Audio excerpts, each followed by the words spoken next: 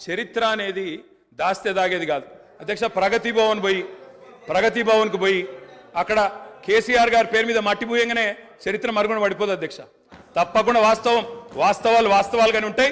వాస్తవం ఏంది అంటే 50 ఏళ్ల గోస తర్వాత కలిసొచ్చే కాలానికి నడిసొచ్చే కొడుకు కేసీఆర్. తెలంగాణ తల్లిని దాస్య శృంఖలాలు తెంచిన కొడుకు కేసీఆర్ గారు అధ్యక్ష.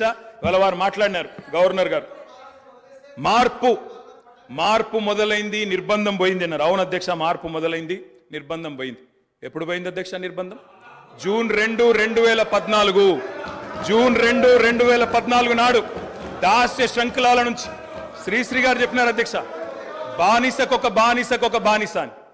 దరిద్రం ఏంటంటే అధ్యక్ష, దరిద్రం ఏంటంటే గతంలో మనల్ని పీడించిన వాళ్ళు పోయినారు, కానీ వాళ్ళ పేర్లు తెలుసుకునే వాళ్ళు ఇంకా అక్కడే ఉన్నారు అధ్యక్ష. అది బానిసకొక బానిస అంటే కదా అధ్యక్ష. ఇంకొక మాట చెప్పాలి అధ్యక్ష. ఈరోజు గత 10 ఏళ్ళని మాట్లాడుతున్నాను. చెప్తాం అధ్యక్ష. విద్యుత్ సంస్థల గురించి చెప్తాను, ఇంకా చాలా విషయాలు చెప్తాను. మధ్యలో వారే ఇప్పుడు ఒక 15 నిమిషాలు డిస్టర్బ్ చేశారు. మీరు లెక్క రాసుకోవాలి. మీరు కూడా మేము 39 మంది ఉన్నాం, వాళ్ళు 64 మంది ఉన్నారు. మిడిసిపడుతున్నారు అధ్యక్ష. ఎంత అధ్యక్ష తేడా? 1.85% ఓటు మాత్రమే. 1.85% అధ్యక్ష. ఈ రకమైన మిడిసిపాటు మంచిది కాదు. గౌరవ కేటీఆర్ గారు, సబ్జెక్ట్ డీవియేషన్ కాకుండా నేనేం అవ్వలేదు సార్, ఆయన చెప్పిన దానికే చెప్తున్నా. మిమ్మల్ని అక్కడ కూర్చోబెట్టారు అంటే చెప్తున్నా అధ్యక్ష. ఎక్కువ తేడా ఏం లేదు సార్, మిడిసిపాటు వద్దని చెప్తున్నా సార్ అధ్యక్ష. నీళ్లు, నిధులు, నియామకాలు, ఇది మా ఉద్యమ నినాదం. దాన్నే అధ్యక్ష వారు సమాధానం ఎట్లా చెప్తారు చెప్పండి సార్. సమాధానం ఎట్లా చెప్తారు? Leader of the house. Speaker sir, కొంతమంది ఎన్ఆర్ఐస్కి ప్రజాస్వామిక స్ఫూర్తి అర్థము అవగాహన కాదు. మనం ప్రయత్నం చేసినా కూడా వారు తెలుసుకునే ప్రయత్నం చేయరు. ప్రజాస్వామ్యంలో 49కి 0 వాల్యూ ఉంటుంది, 51కి 100% వాల్యూ ఉంటుంది. ఎందుకంటే 51% ఓట్లు, 51% నెంబర్ ఉన్న వాళ్ళు ప్రభుత్వాన్ని ఏర్పాటు చేస్తారు. 49% ఉన్నవాళ్ళు ప్రతిపక్షంగా కూర్చొని ప్రభుత్వం తీసుకునే పరిపాలనలో నిర్ణయాలను, శాసనాలను సహేతుకంగా విశ్లేషించి సలహాలు, సూచనలు ఇస్తారు. సలహాలు, సూచనలు ఒకవేళ ప్రభుత్వము పెడచెవిన పెడితే నిరసనలు, ధర్నాలు, రాస్తారోకలు చేస్తారు. అవసరమైతే ఆమరణ నిరాహార దీక్షలు చేసిన కూడా సందర్భాలు ఉన్నాయి. ఆ స్పిరిట్ను తీసుకోవాలి తప్ప వాళ్ళు 64 ఉన్నారు, మేము 39 మంది ఉన్నాం, మేము అచ్చోసిన ఆంబోతుల్లాకున్నాం, మేము పోడియంలోకి వచ్చి కుస్తీలు కొట్లాడతాం, ఈ రకమైన భాష వారి గౌరవానికి కానీ ఈ సభను నడిపించుకోవడానికి కానీ సహకరించదు. రెండవ అంశం, పదే గత పాలన గురించి, గత ప్రభుత్వాల గురించి మాట్లాడుతున్నాను. సరే, వారు ఏం మాట్లాడతారో మొత్తం విన్నాక రిప్లై చేద్దాం అనుకున్నాను. కాకపోతే నా రిప్లై కోసం వారు తహతహలాడుతున్నారు. గత పాలనలో యూత్ కాంగ్రెస్ వైస్ ప్రెసిడెంట్గా కల్వకుంట్ల చంద్రశేఖరరావుకు అవకాశం ఇచ్చిందే కాంగ్రెస్ పార్టీ.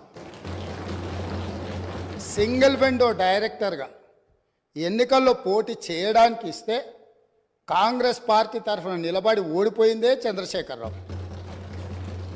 గత పాలనలో ఎంపీగా గెలిపించిందే కాంగ్రెస్ పార్టీ. గత పాలనలో షిప్పింగ్ మినిస్టర్ ఇచ్చిందే కాంగ్రెస్ పార్టీ. ఆ తర్వాత కార్మిక శాఖ మంత్రి ఇచ్చిందే కాంగ్రెస్ పార్టీ. అంతెందుకు ఇక్కడ సభ్యుడు ఉన్నాడు, వారు కూడా వారి కుటుంబ సభ్యులే. ఎమ్మెల్యే కాకుండానే మంత్రిని చేసి తర్వాత ఎమ్మెల్యేగా ఎన్నిక చేయడానికి సహకరించిందే కాంగ్రెస్ పార్టీ. ఈరోజు వాళ్ళు ఏ పేరైతే వినోద్ అనుకుంటున్నారో ఆ రాజశేఖర రెడ్డి గారే ఆ మంత్రివర్గంలోనే గత ఆర్థిక శాఖ మంత్రి, సిద్దిపేట ఎమ్మెల్యే గారు ఎమ్మెల్యే పదవి లేకుండా మంత్రిగా ప్రమాణ స్వీకారం చేసిండ్రు. రాజశేఖర రెడ్డి గారి నాయకత్వమే దేశానికి బలమైన నాయకత్వం అని అందులో పనిచేసిండ్రు. మూడవది, పోతిరెడ్డిపాడు పొక్క పెద్దది చేసినప్పుడు కీర్తిశేషులు నాయన్ నరసింహారెడ్డి గారు కడప జిల్లా ఇన్ఛార్జ్ మినిస్టర్. ఆ రోజు కొట్లాడింది పోతిరెడ్డిపాడు మీద కీర్తిశేషులు పి జనార్దన్ రెడ్డి గారు. పోతిరెడ్డిపాడు పొక్క పెద్దది చేసినప్పుడు ఇక్కడ ఉన్నోళ్ళు ఎవరు ప్రాణత్యాగాలు చేస్తామని ఎవరు కొట్లాడలే, ఎవరు మాట్లాడలే. సొంత పార్టీ సొంత ప్రభుత్వం ఉన్న తెలంగాణ ప్రజల హక్కులను భంగం కలిగించొద్దు, కృష్ణానది జలాలలో మా వాటా మాకు ఉండాలి, మా వాటాను ఎవరు తీసుకెళ్ళినా మేము ఒప్పుకోమని కొట్లాడింది ఆనాటి నాయకుడు పి జనార్దన్ రెడ్డి గారు మాట్లాడినారు తప్ప వీళ్ళు కాదు.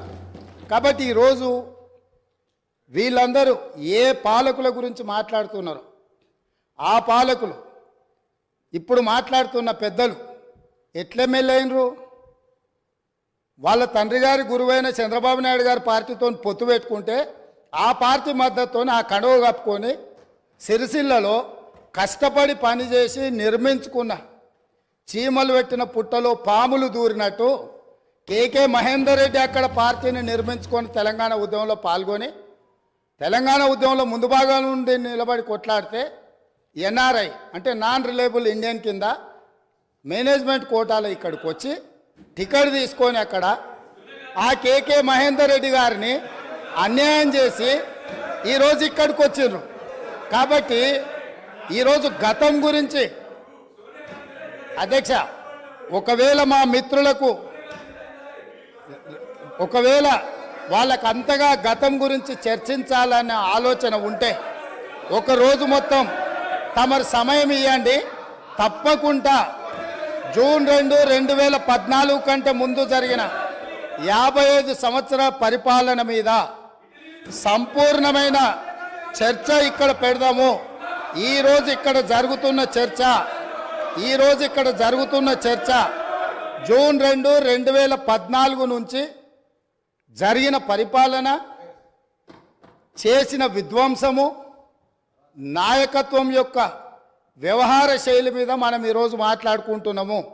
కాబట్టి వారికి గతం గురించి చర్చించాలనే కోరిక ఉంటే మాకు ఎలాంటి అభ్యంతరం లేదు.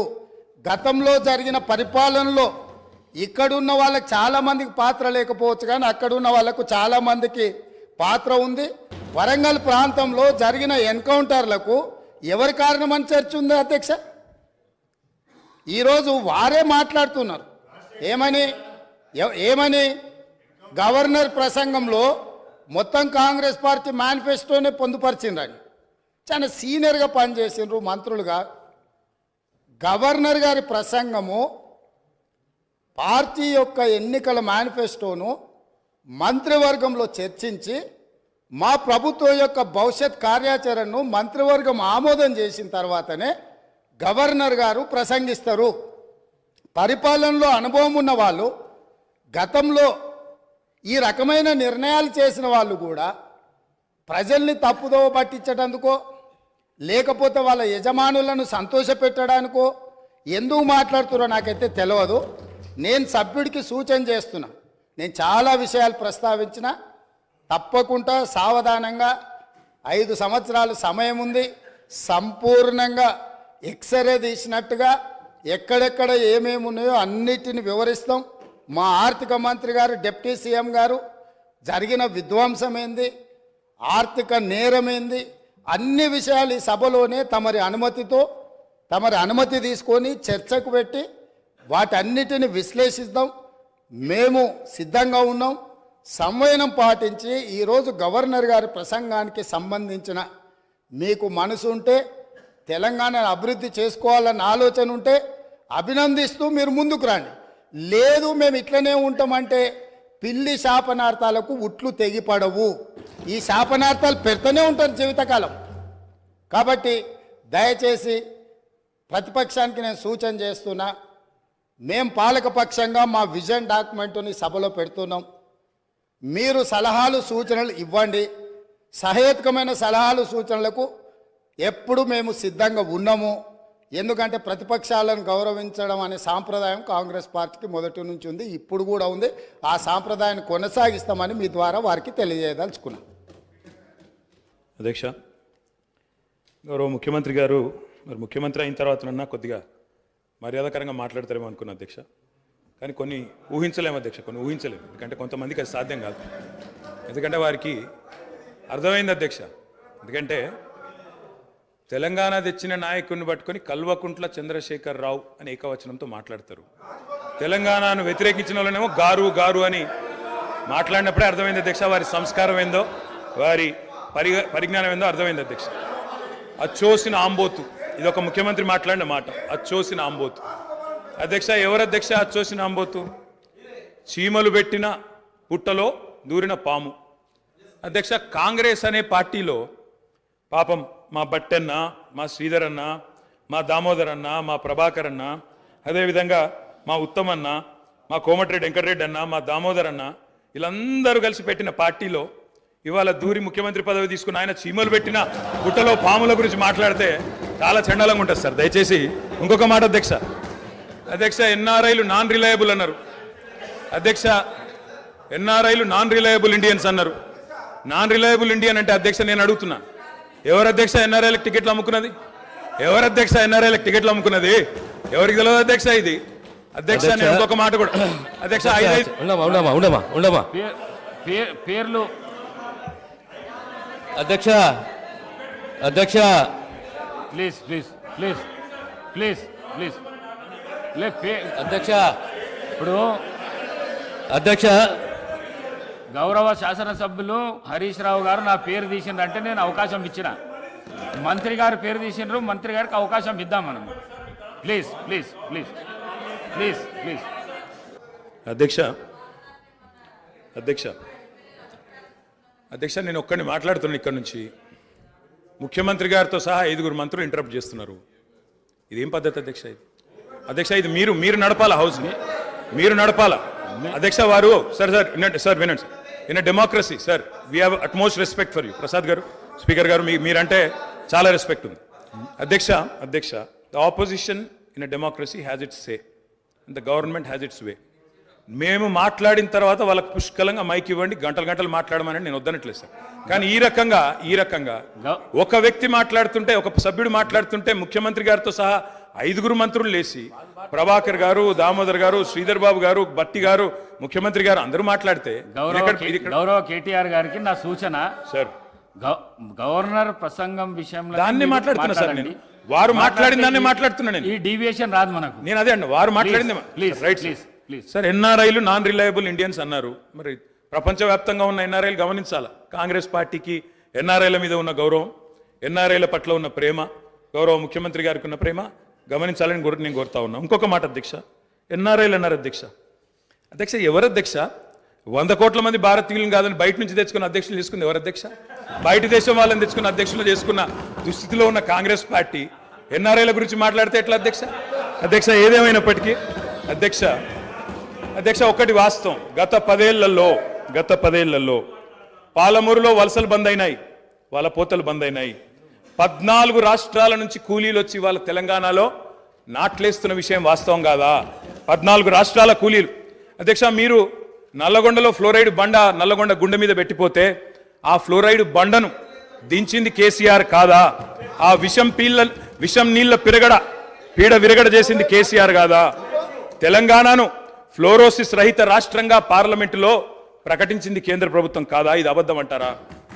సడుగులు విరిగిన సాలెల మగ్గానికి మంచి రోజులు తెచ్చింది కేసీఆర్ ప్రభుత్వం కాదా? ఇవాళ నేతన్నల ఆత్మహత్యలతో సిరిసిల్లను మీరు ఉరిసిల్లగా చేస్తే దాన్ని మళ్ళీ తిరిగి సిరిశాలగా చేసింది కేసీఆర్ ప్రభుత్వం కాదా? కునారిల్లిపోయిన కుల వృత్తులకు కొత్త ఊపిరులూదింది కేసీఆర్ ప్రభుత్వం కాదా? కాలే కడుపుతో అర్ధాకలితో ఎవ్వరు వండుకోవద్దని చెప్పి మానవీయ కోణంలో ఆలోచించి సంక్షేమంలో స్వర్ణయుగం సృష్టించింది, ఆసరగా నిలబడ్డది కేసీఆర్ ప్రభుత్వం కాదా? 200 రూపాయల పెన్షన్ను 2000 చేసింది కేసీఆర్ ప్రభుత్వం కాదా అధ్యక్ష? నిన్న గ్రామీణాభివృద్ధి గురించి మాట్లాడుతూ ఈ ప్రభుత్వం ప్రాపగాండాకు ఎక్కువ పెద్దపీట వేసిందన్నారు అధ్యక్ష. వాళ్ళ హయాంలో 50 ఏళ్లలో అధ్యక్ష ఒక్క గంగదేవిపల్లె చెప్పుకుందరు, ఒక అంకాపూర్ చూపెడుదురు. అది కూడా పాప మా గ్రామస్తులు చేసుకున్నారు, వీళ్ళు చేసింది ఏం లేదు. కానీ మా హయాంలో మా 10 ఏళ్లలో గర్వంగా చెప్తున్నా సార్, 3% కంటే తక్కువ జనాభా ఉన్న తెలంగాణ జాతీయ పంచాయతీ అవార్డులలో 30% అవార్డులు గెలుచుకునే విధంగా ప్రభుత్వాన్ని నడిపినాం, పల్లె ప్రగతిని చేసి చూపెట్టినాం. కావాలంటే చూసుకోవచ్చు. ఏ పల్లెకు పోయినా ట్రాక్టర్లు, ట్యాంకర్లు, ఏ పల్లెకు పోయినా ట్రాలీలు, ఏ పల్లెకు పోయినా డంపింగ్ యార్డులు, ఏ పల్లెకు పోయినా ఇంటి ముంగటయ్యాల నీళ్లు, బ్రహ్మాండంగా చెట్లు. ఇవి వాస్తవాలు కాదా అధ్యక్ష? ఇవాళ మీరు ఎంజాయ్ చేయండి, పర్వాలేదు. 10 ఏళ్ల తర్వాత ఎంజాయ్ చేయండి. సర్పంచులకు ఇది ఇస్తాం, మాజీలకు అది ఇస్తాం, బస్సుకు ఫ్రీ, బంగారం ఫ్రీ, బండి ఫ్రీ అని చెప్పి ఓట్ల కోసం చాలా చెప్పారు అధ్యక్ష. సంతోషం, చేయండి, మేము వద్దంటలేదు. నిర్మాణాత్మకమైన సూచనలు చేయమన్నారు, తప్పకుండా చేయండి. మీ మేనిఫెస్టోలోని ప్రతి హామీని నిలబెట్టుకోండి. We welcome it, we will support you. తప్పకుండా సపోర్ట్ చేస్తాం అధ్యక్ష.